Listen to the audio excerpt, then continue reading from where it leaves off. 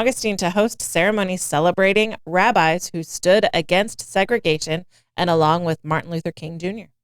This week marks 61 years since a pivotal moment in St. Augustine's civil rights history when 16 Jewish rabbis were arrested for standing beside Dr. Martin Luther King Jr. in a bold protest against segregation. On Wednesday, the St. Augustine Jewish Historical Society will hold its 13th annual commemoration ceremony to remember what became the largest mass arrest of rabbis in U.S. history.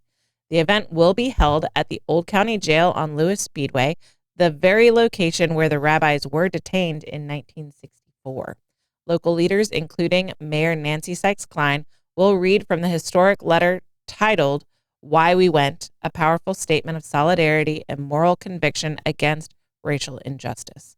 The protests that led to their arrest included a diversion at the Monson Motor Lounge, allowing young black activists to swim in a whites-only pool. That moment turned violent when acid was poured into the water, a shocking image that sparked national outrage.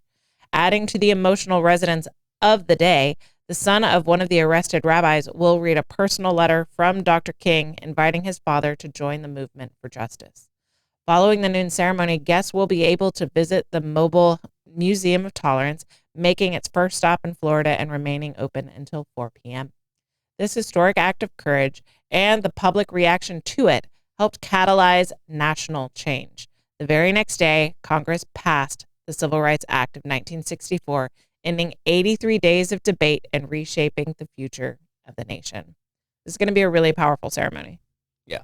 No, I mean, it's a great moment. We have a bronze plaque at the Hilton, which is where the Monson was. Mm-hmm. And one of the great things that Conti did is he made the pool. The pool's in the exact same spot it was at. It's higher. All right. But it's the exact same spot it was, and it's the same shape. Of when it was in 1964 when all this took place. And it was muriatic acid, and the two Jewish gentlemen that were in the pool with the black kids were trying to, explain to the kids, hey, it's not going to hurt us. They actually put water in their mouth and spit it out. It still would have made you itchy if he poured it right on you. Yeah. But it was in water that was dispersed, so it wasn't.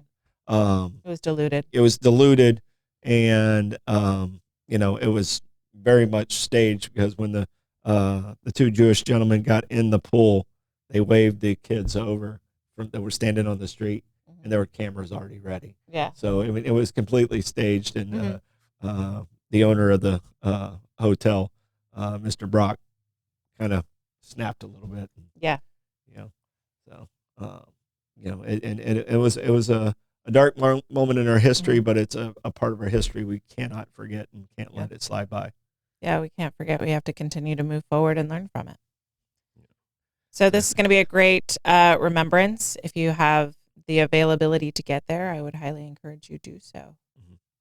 All right. St. Augustine